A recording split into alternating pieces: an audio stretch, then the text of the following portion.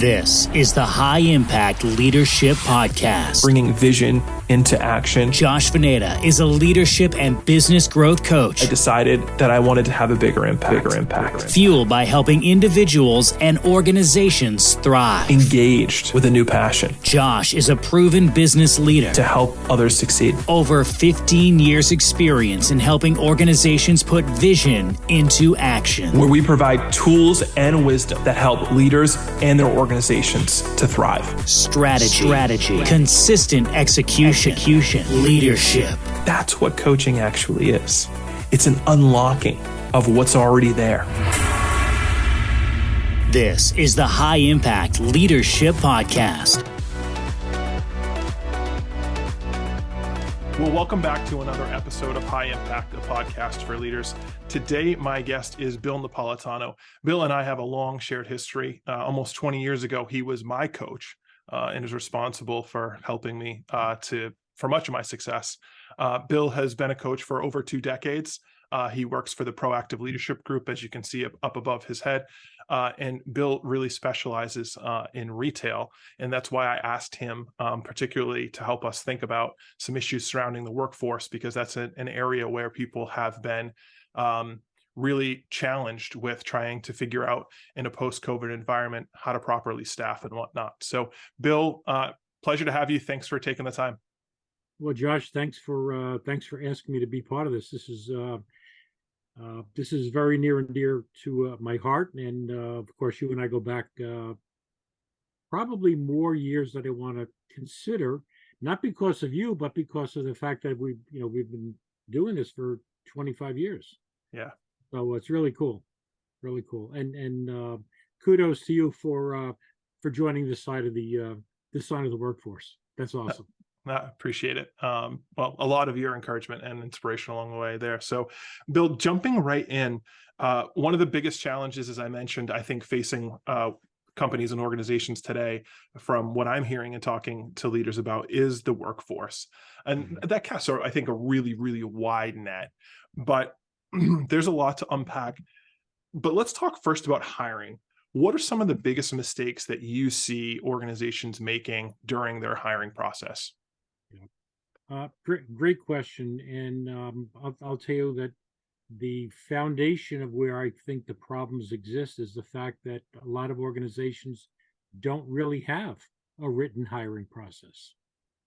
And that is evidenced by, and as you know, for my contract clients, I do recruiting and hiring, and I'm part of their teams.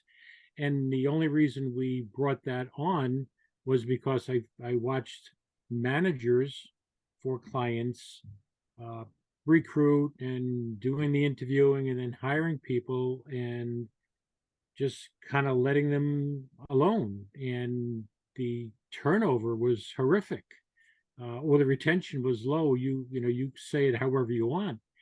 And I started to ask around. I asked if you have a process, and they said they did. If I asked 5 people what their process was, I got 5 different answers. It's almost like the sales process, Josh, right? Like, write your sales process down, you ask 5 salespeople, and you get 10 responses. Yeah. But that's part and parcel. It's pretty much almost in any organization, whether retail or service. But seriously, I would say the most significant mistake is not having a very specific and proven hiring process that they teach people that should be part of the process, if you would. That's the number one problem that I see. And I would say if you asked a group of, whether you're talking about entrepreneurs or you're talking with larger organizations, to share what their hiring process actually is, and if you don't get a copy of it, then they don't have it. I'm just a firm believer, if it's not in writing, you don't have it. You don't. So consequently, and you know what happens when an organization, or whether it's a small business or a larger business, they add somebody in to the mix, and everybody comes with their own top spin, and it's not a bad thing. But if you bring in more people, everybody wants to put their idea in place, which is great, except it's like working with the years ago they had this game dominoes, okay? And you had these tiles, and sometimes, the dominoes needed to fit together. Well, what happens is everybody brings their own idea, and consequently, everything becomes fragmented, for sure. So I would say the biggest mistake, number one, is not having a written hiring process. So then the remedy is to sit down and figure out, what is it that you want to do? And I think the most integral part of the hiring process really starts with uh, answering what I would say one of the most provocative, and it is a provocative question. Why would somebody want to come work for you? Mm-hmm. And I've asked that question many times, and again, we know each other for a long time. Uh, Sometimes the response you get is perplexing, Right. and because that's where it starts. Why would a high performer want to come work for a low performing organization, or a non-values based organization, or an organization that says they're values based, but you know that the behaviors are incongruent to that? So that's the other part. Is like, okay, so no hiring process. The second thing is, why would a high achiever want to come work for you? And that usually breaks this. When I say this conversation, it usually breaks this subject wide open, and I believe it helps organizations realize that, oh my gosh, nobody's even asked us that question before. We've never even asked ourselves that question before. We being the management team or the owner of the company or something like that. Like, I'm a good guy. Well, that doesn't cut it anymore. And you mentioned pre-COVID and post-COVID. I mean, you've seen how volatile it is. That everything is volatile, and there's nothing that's off the table anymore. Nothing, right?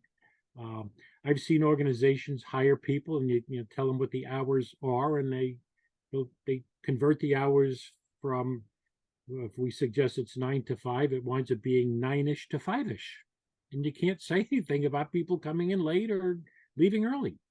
But there are ways to navigate around that for sure. Absolutely. And so, my history and how you and I met was in the car business, and, the onboarding in the car business. And I know I'm generalizing, so not all, not everybody in the business is doing that, but it's commonplace enough for us to talk about it. Is, hey, okay, the person has some experience. Terrific. Where'd you sell cars? Great. All right. Well, this person will be an easy hire. Let's get them through the HR paperwork. Sometimes the HR paperwork's not even done. They come in on the first day. Hey, congratulations. Great to see you. There's your desk over there. Here are your logins, and go ahead and do all the factory certifications. And then when you're done, come back to me, and we'll do next steps. Meanwhile, they have no idea what the organization stands for. They have no idea where even the bathroom is, so they can use it. They're coming up to their manager or somebody else and say, hey, where's the restroom? And this is an area where I grew up in, and I looked at that and just said, this is incredibly flawed. And I think employees decide, if they actually join the team and they start on that first day, I think they're deciding in the first day or two whether or not they're going to stay. No question at all. And I'll back that up just a bit. You probably recall this, but I believe that the way we met was, you were a leader in an organization, okay, local organization, and you had an ad out looking for salespeople. And I answered the ad. I called you. You agreed to meet with me, and then I came clean and said I was really just kind of curious as to what's going on, and you graciously let me sit in your desk office and allowed me to see you perform magic. And I knew from that point that, who knew, 20 some odd years later, we'd still be talking. So it's actually pretty cool. So I don't know if you remember that, but that's exactly what happened.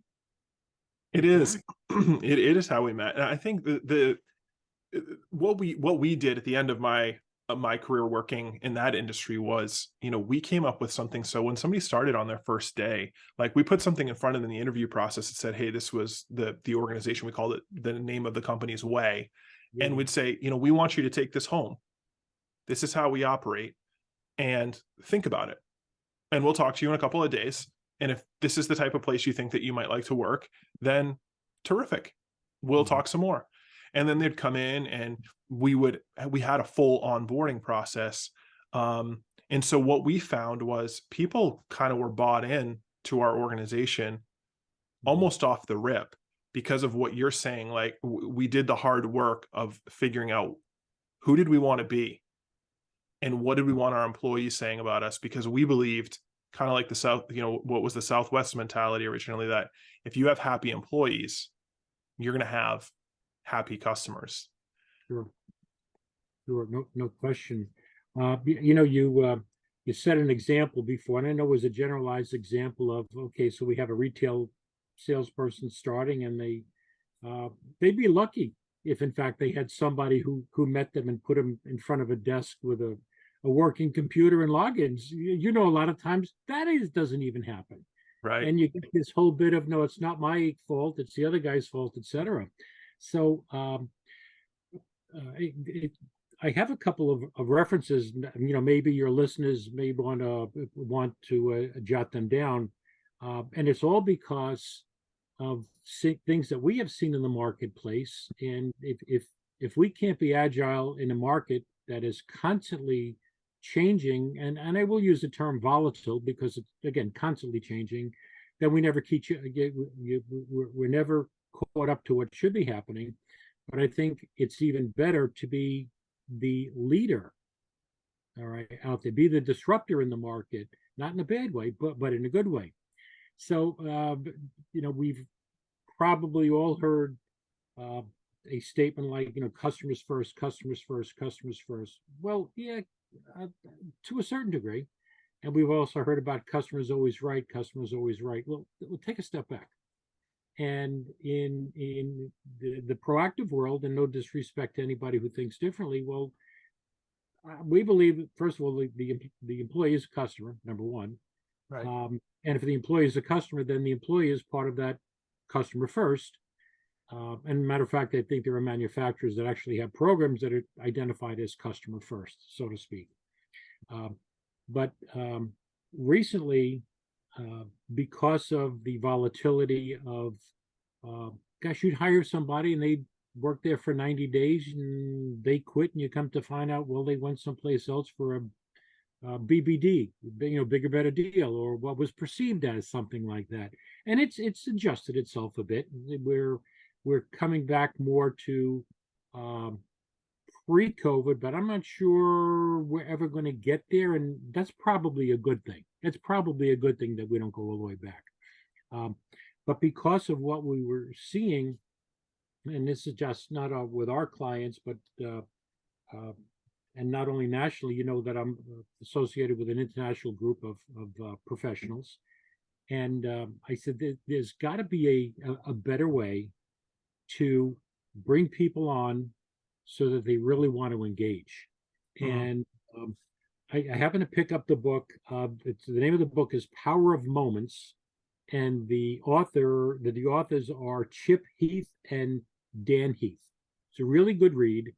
And it's what was brought out in the book, and I'll just kind of give you the overarching perspective that I got.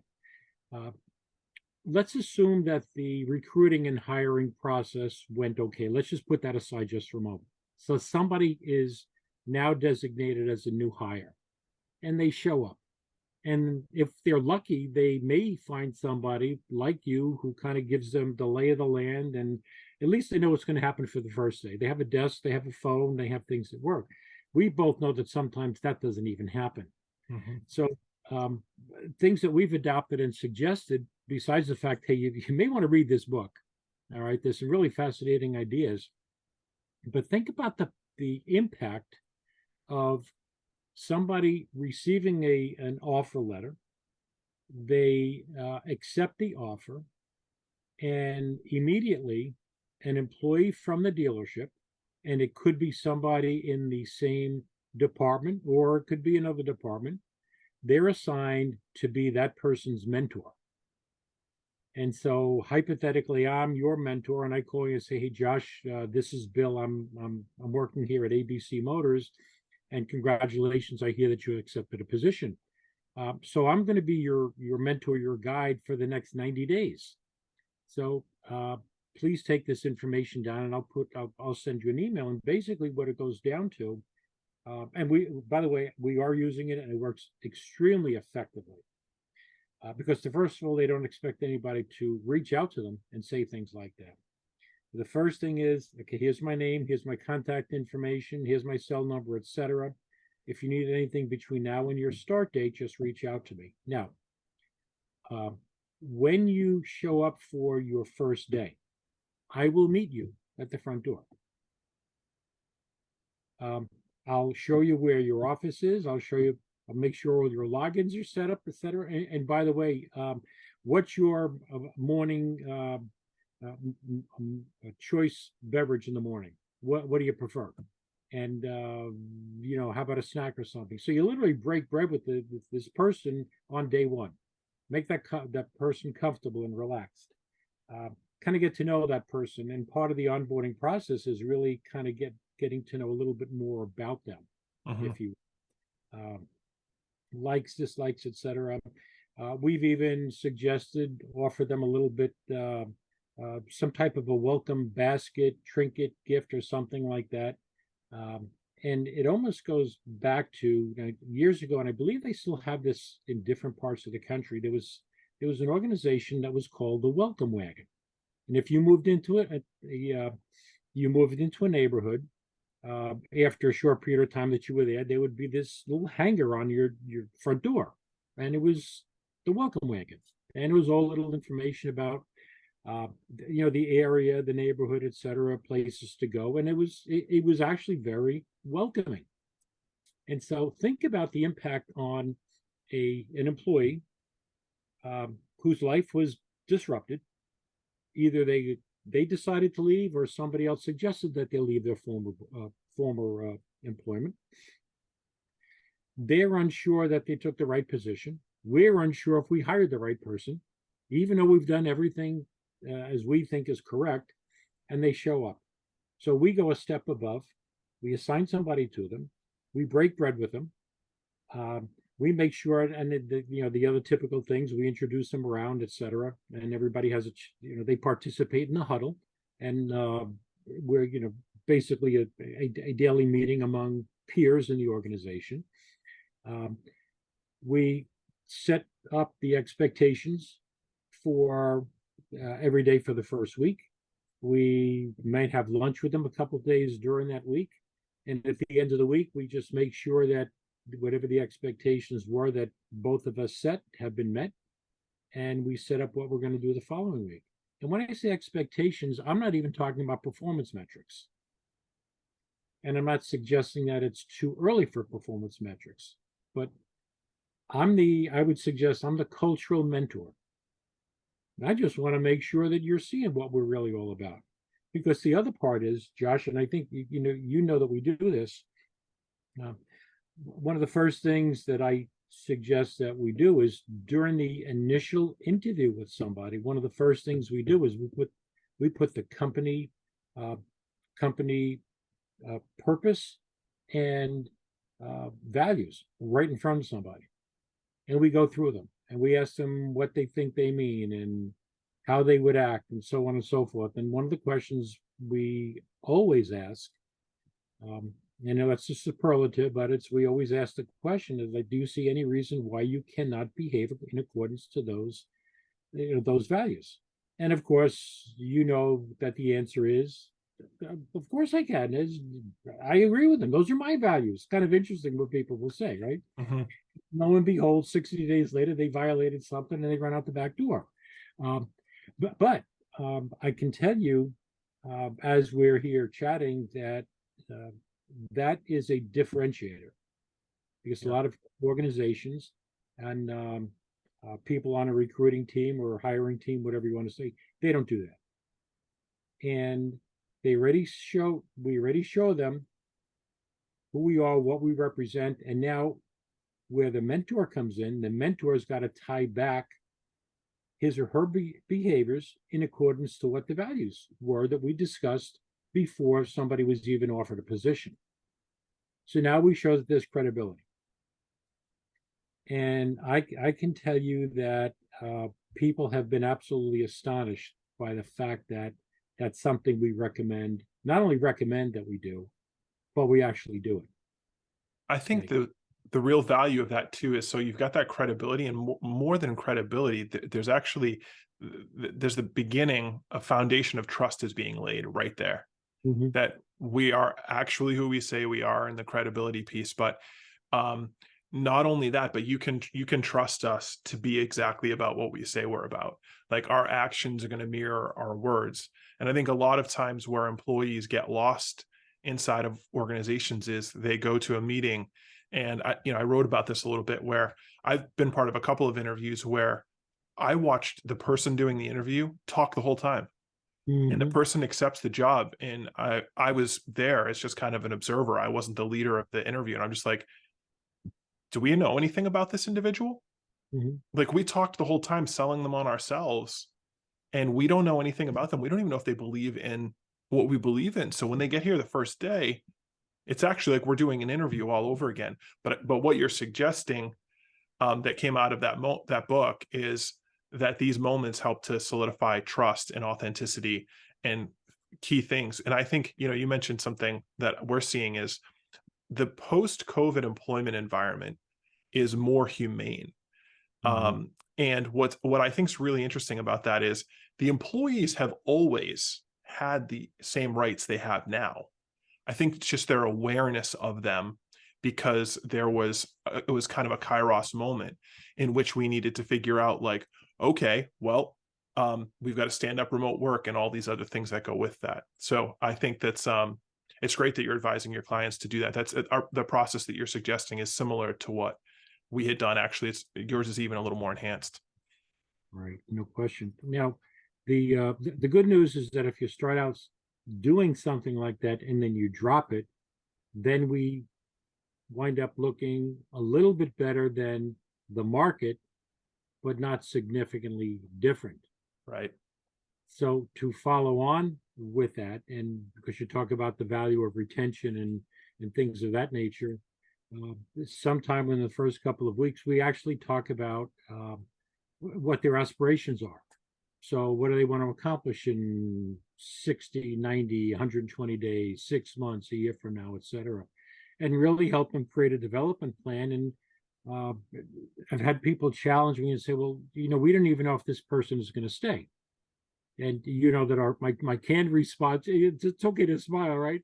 You know that our canned response typically is, well, my gosh, if you don't want to spend, you don't want to spend the time working with somebody who you've just hired because you're not sure if they're going to stay. Well, what if you stay and you don't help them develop? Like, what happens?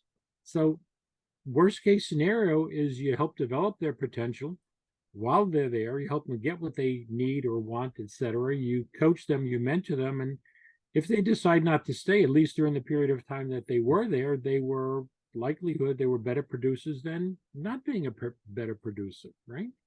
I mean, do you want somebody to work for you for 30 or 60 days and really they checked out in day 4, but they're just hanging around till the next deal comes up? I mean, I think it's foolhardy to even think that way. Yeah, it is. And yet it's common. And I think part of that is that we're seeing organizations that are hiring under duress. Mm-hmm. Like, that is, and a lot of times what happens in that moment, like, you go in and put in the hard work, and a client puts in the hard work, and there's a good process in place, but, well, we just need somebody. And so that process is completely abandoned. And to your point, 30, 60 days down the road, we're all like, wow, this is like the second or third person we've had in this position, and I don't know what happened here. But hiring under duress never works. Never works. It doesn't work for both the employer and the employee. It's and I'm sure you recommend it the same way we do, and that is, I believe that somebody who's looking for a job has to do the interviewing. It has to interview their potential employer as much as the potential employer will interview the candidates, because both could be good, but maybe not good together. We might as well find out early on before we engage than not, because it's totally disruptive. as you know, to hire the wrong person or to take the wrong job. For True. sure. So, Bill, one thing you mentioned was about you're talking about professional development and having a unique development plan for every member of the team. Um, the last question I want to ask you is with regards to we're seeing a lot of retirements that are happening. People are leaving and they're either going to get second careers that are outside of the industry or less demanding or something, or they're just leaving the workforce entirely. Talk a little bit about the value and the importance of helping organizations to have good PD in place and a good succession planning. So when somebody does walk into your office and say, hey, you know what, I think it's time, I'm going to retire, or maybe it's not even a retirement. It's that people are not staying with jobs for 3 decades like they once were. Just talk about how important it is to have a bench. Right. Another great question, of course. And so it's our belief that without having that virtual bench, the only thing you could wind up doing when somebody gives notice, and unfortunately, a lot of people, when they give notice, they walk out right then and there. Or in some situations, they intend to give a little bit of a notice, and based upon situations, the employer decides maybe it should happen right then. So it's always disruptive, for sure. So the first of all, the value and benefit of trying to figure out and to what I would say make sure that the ship is always going in the right direction is that you always start to create this virtual bench. And quite frankly, the way you do it, whether it's baby boomers eventually leaving or a whole group of people that maybe want to decide working for remotely, because that a lot of people are still doing that, is to take a look at every individual in the organization. And again, I mentioned that before, that you want to take a look at developing literally some type of development plan for each employee, and look at where the gaps are. Typically, the gaps are we have middle managers who maybe were good at a primary position, get into a secondary position because they were good at the primary position, and they're the ones that we want to move up into the organization. And when the door opens up, we look and who's next in line, and we say, just get in there, fly the plane, and as long as you don't crash it, you'll be okay. And of course, I just came off the road after, I can't tell you how many flights, but probably shouldn't have used that example. But by the grace of God, everything is okay. And but it takes me back, and I think I believe you know this methodology. It takes me back to the power of what happens when you do have your virtual bench. In the event that, whether it's baby boomers or there's a whole group of people that they've reached that certain age in an organization, and not chronological age, but they've been around for 20, 25 years or so, and it's maybe time to move.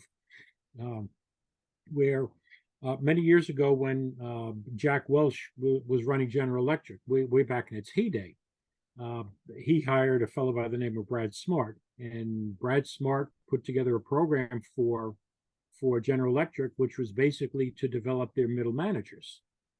Didn't need them, but Jack recognized that the C level, okay, A, B, C, okay, level was potentially vulnerable if one or two people decided to leave. And so Brad created a process for General Electric, which helped Jack make decisions if, in fact, he did lose a C-level executive, and didn't have to go on the outside to bring people in, because there was always somebody on that virtual bench to move forward. So the book is Top Grading by Brad Smart. It's extremely robust, has a lot of great information in there as to how to create that virtual bench. But taking it off, taking it away from specifically Jack Welch, and many years ago, maybe there are some people that cannot connect with that. whether you're as large as General Electric was, or you're as small as an entrepreneur with 3 or 4 employees, it's still that relevant. And so I just believe that if you position your organization as the go-to organization that pays fairly, puts employees first, when you put employees first, they will put customers first. Okay. And be fair, provide training and development opportunities. There are organizations, as you know, that are small, they're flat organizations. And if you look at career growth, there's no movement. But you don't have to have, people don't have to have career growth, maybe in moving from one position to another. They can get extremely good at the position they're currently in. Yeah.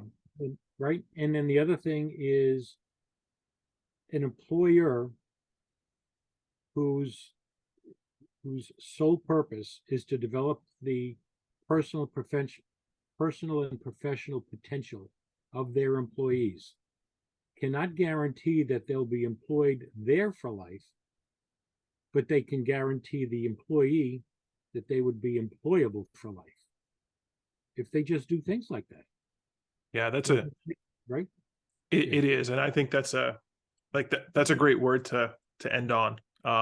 It really is. So, Bill, thanks for the time. I appreciate you joining us on the podcast. You folks can get in touch with you on your website by searching for Proactive Leadership. For more information on my coaching practice, you can visit josh-veneta.com.